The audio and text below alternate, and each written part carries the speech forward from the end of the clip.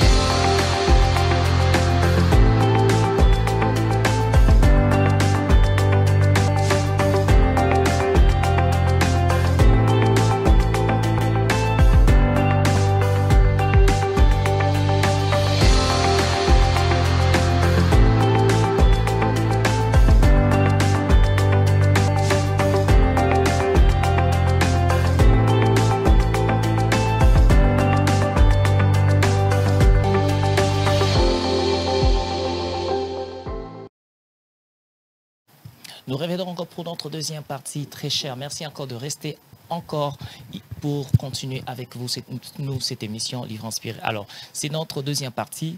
Je vous annonce que Bruno a écrit ses romans, ses recueils de nouvelles.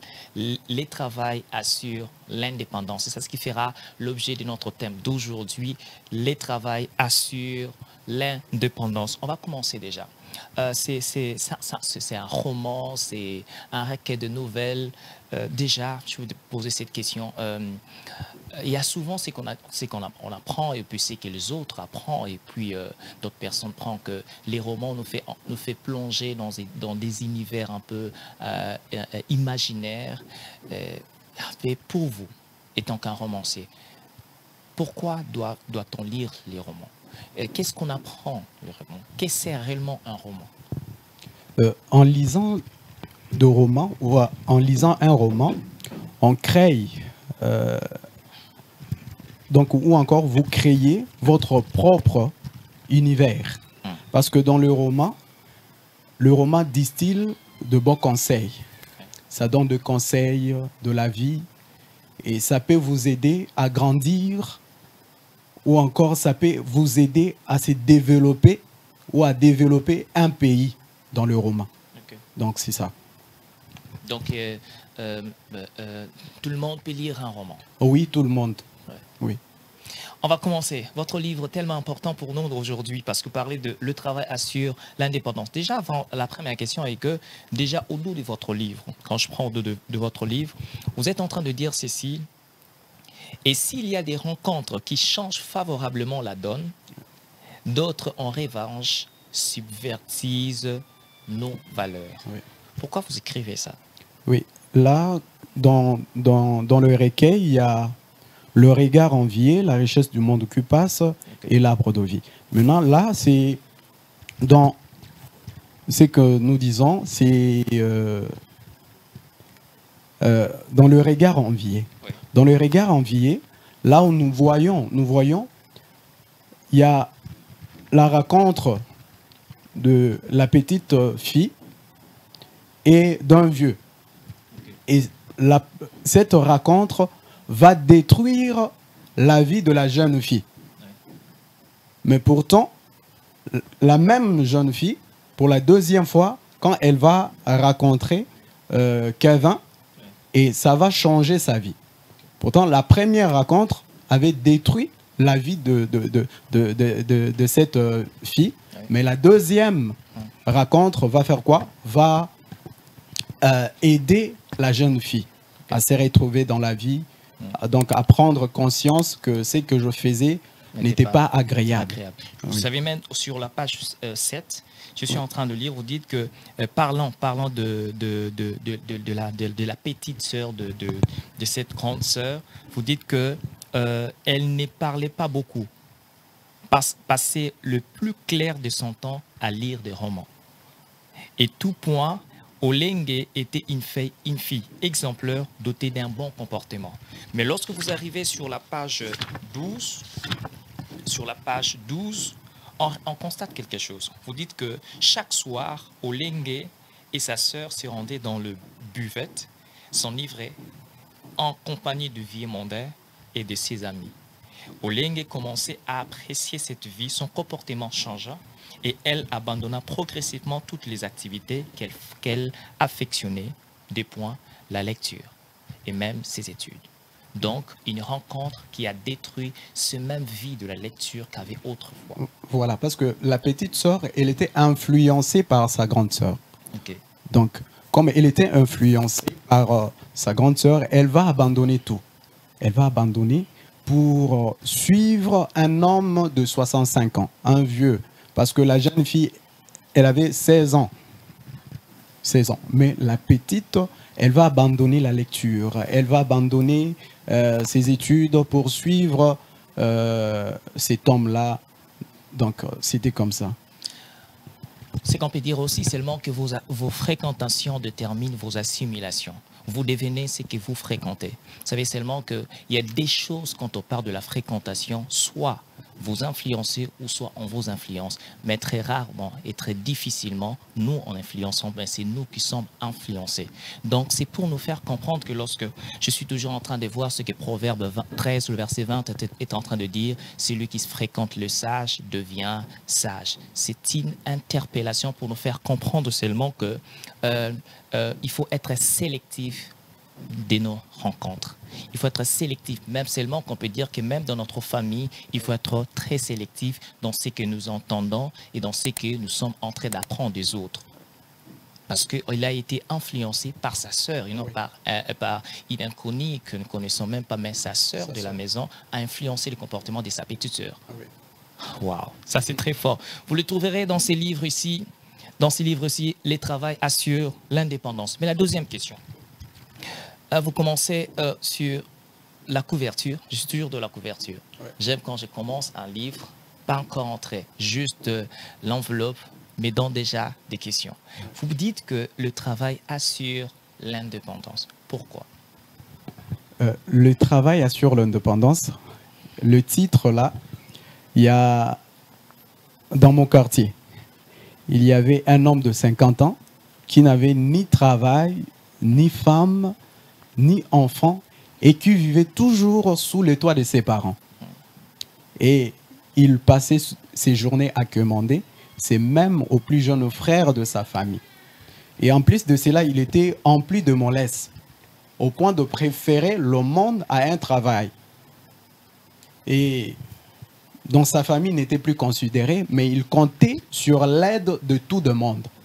Et sa devise semblait être « Le voisin est mon berger, je ne mourrai pas de faim. » Je ne mourrai pas de faim.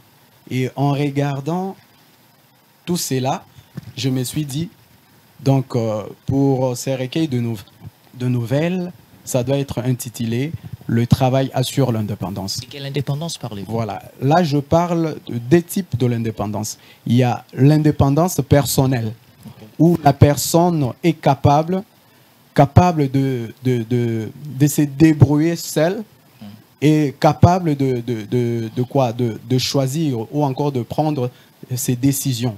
Et il y a aussi l'indépendance psychologique.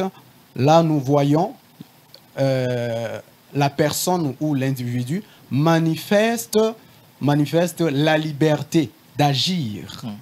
Donc, la personne est libre d'agir sans pourtant être influencée comme Olengue, qui était influencé par sa grande sœur. Donc, la personne doit être libre, libre de choisir, libre de s'engager, libre de faire quelque chose et non de regarder les autres. Donc, non, là, ce n'est pas du tout agréable. C'est vraiment très bon. Maintenant, juste une parenthèse. Je suis entré, quand je lisais votre livre, ça m'a amené à un autre livre. Le livre du docteur Sylla sur le bâtisseur des nations. C'est un livre merveilleux. Il est en train de dire ceci sur son livre. Il dit pas de puissance sans notion de travail. Pas de puissance sans notion de travail. Il va plus loin pour dire les pays qui produisent le plus de millionnaires ne regorgent pas d'énormes ressources naturelles. Ils ont juste la culture et la passion du travail. C'est une vérité. Votre commentaire par rapport à cette vérité? Le docteur Silas, il a raison de le dire. Il a raison parce que derrière le travail, nous voyons la vie. Nous voyons le repos. Parce que Dieu, il a donné la vie à l'homme parce qu'il travaillait. C'est en travaillant qu'il a donné la vie à l'homme. Et il y a eu aussi du repos. Donc, quand vous travaillez, vous aurez... quand vous travaillez, il y aura la vie et il y aura aussi du repos. Donc, en travaillant, vous allez développer votre pays. Nous sommes riches, naturellement, notre pays, mais nous sommes pauvres. Pourquoi? Parce qu'il n'y a pas du travail. Parce que nous ne travaillons pas. Nous sommes de fainéants. Je ne veux pas parler de députés, parce que bon, c'est une émission qui parle de inspirer, donc je ne vais pas aller là-bas. Mais il n'y a pas du travail. Parce qu'il y a des gens qui passent leur temps là, qui sont donc, mais il n'y a pas du travail. Et comment nous allons développer notre pays? Donc, parce que derrière, je l'ai dit, derrière le travail, il y a la vie, il y a aussi le repos. Parce que Dieu a travaillé et il a donné la vie à l'homme, il s'est reposé. Donc, c'est ça. C'est ça, vraiment, c'est important. Le travail assure l'indépendance. Avant que nous puissions continuer, j'aimerais dire à quelqu'un une chose importante, que sans un esprit bosseur, il n'y aura pas de boss dans un pays. Il est tellement important de savoir ça. Sans la culture, la passion de travail, de bosser, il n'y aura pas aussi des boss dans un pays. Donc, ayons cette culture de travail et de travail, parce que le travail assure l'indépendance. On va aller plus loin avec Prino. Je suis très heureux de partager cette émission avec vous. Merci. Sur, dans votre deuxième partie, où vous parlez, sur le deuxième chapitre, vous parlez de la richesse du monde qui passe. Et sur la page 42, vous dites, dans une lointaine province de la République démocratique du Congo, dans le royaume Congo précisément, Mayombe, vivait un homme riche nommé Monga et son grand frère Ndayu, les pauvres. J'aimerais un peu que vous pouvez expliquer pourquoi martelez-vous l'autre riche et l'autre pauvre, alors qu'ils sont tous les deux frères d'une même famille? Oui. Monga et Ndao. Ndao, lui, Monga, lui, il contemplait les hommes blancs qui faisaient l'agriculture dans son village. Mais Ndao, il était sous l'arbre pour parler des autres, ceux qui ont déjà gagné la vie. Mais quand le petit frère, qui avait 15 ans, et lui, le grand frère, 17 ans, qui était là sous l'arbre, jouait au jeu de dames, sans pourtant penser à son avenir. Mais son petit frère pensait à son avenir à l'âge de 15 ans. En regardant ces hommes-là, les hommes blancs qui faisaient l'agriculture, il s'est dit, non, moi aussi, je dois faire la même chose. Mais avant tout, je dois parler à mon grand frère. Il vient, il dit à son grand frère, grand frère, est-ce qu'on ne peut pas commencer à faire l'agriculture? Et son grand frère va refuser. Il va dire, non, ça ne m'intéresse pas. Et il va continuer d'aller sous l'arbre. Mais le petit frère, malgré de manquer de son grand frère, mais le petit frère va travailler. Et à l'âge de 17 ans, donc quand le petit frère va atteindre l'âge de 27 ans, il va devenir riche, mais son grand frère toujours pauvre. Et comme le petit frère, il avait un cœur d'aider les autres, il va faire quoi? Il va aider aussi son grand frère fainéant. Mais dans ça, son grand frère, il va épouser une jeune fille là et ils vont nuire la vie du petit frère.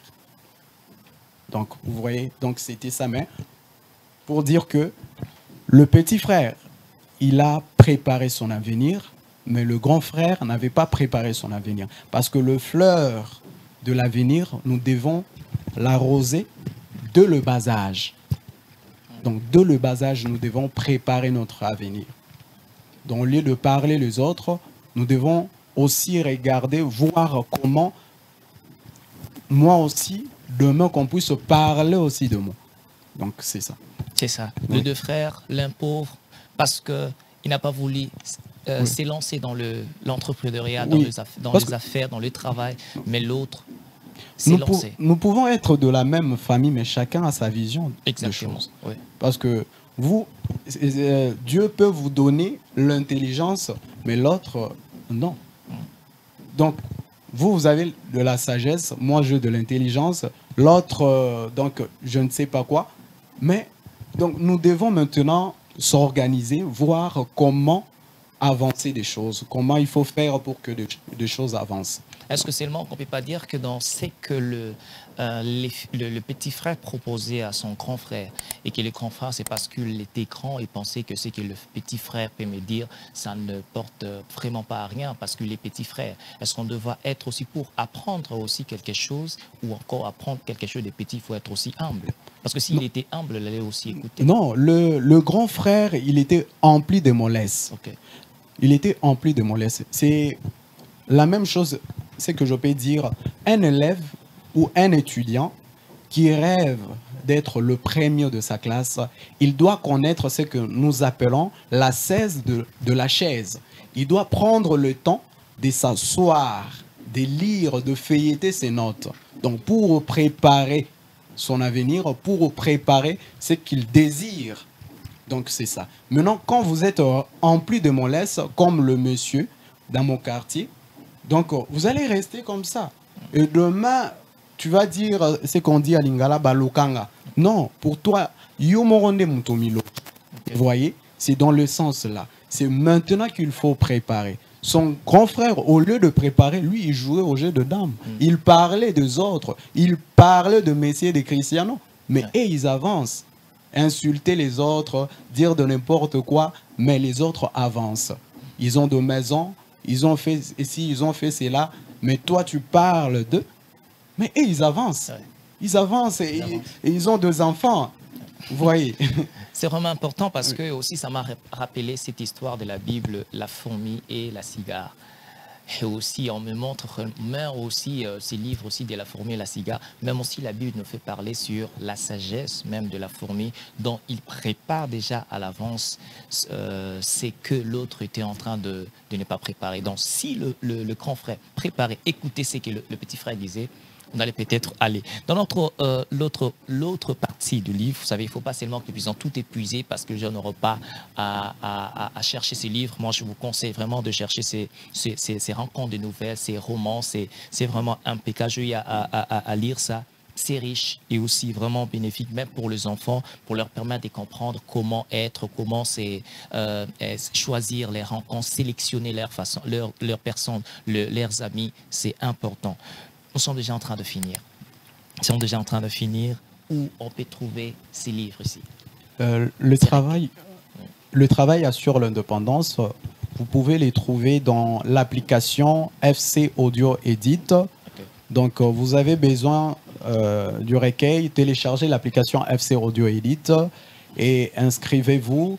Et vous pouvez créditer votre compte via M-Pesa, Orange Money ou autre. Donc, mais si vous voulez, là c'est le livre audio. Mais si vous voulez le livre en papier, donc vous me vous contacter. Oui. Voilà, c'est ça que je peux dire. Mon numéro est là. Vous pouvez m'appeler pour que vous venez s'en procurer. S'en procurer. Oui. D'accord, je vous dis réellement de ne pas manquer à lire ces livres. Maman, achetez pour vos enfants, même pour vous-même, pour que assurer même l'avenir de vos enfants sur le travail, assure l'indépendance. Avant qu'ils puissent en finir, votre monde et la fin. Oui. C'était pour nous un heureux de vous recevoir, un honneur même de vous recevoir. Merci beaucoup. Ce que je peux dire, chers jeunes, dans la vie, comme je l'ai dit toujours, oser de faire, oser d'essayer. Donc, ce n'est pas tout le monde qui va plutôt vous applaudir ou vous encourager, mais aller avancer, oser de faire, oser de créer, oser de s'engager. Donc, c'est ça. Vraiment, vous ne serez pas meilleur parce qu'on vous acclame, mais parce que vous savez pourquoi on vous acclame. C'est important. Et que moi, je vous donne rendez-vous pour la semaine prochaine pour un autre numéro de Livre Inspiré. Vous pouvez trouver cette émission sur notre chaîne YouTube Livre Inspiré. Et restez bénis et à très bientôt pour un autre numéro Livre Inspiré. Finissons avec cette vidéo de soutien Livre Inspiré. À très bientôt. Bye bye.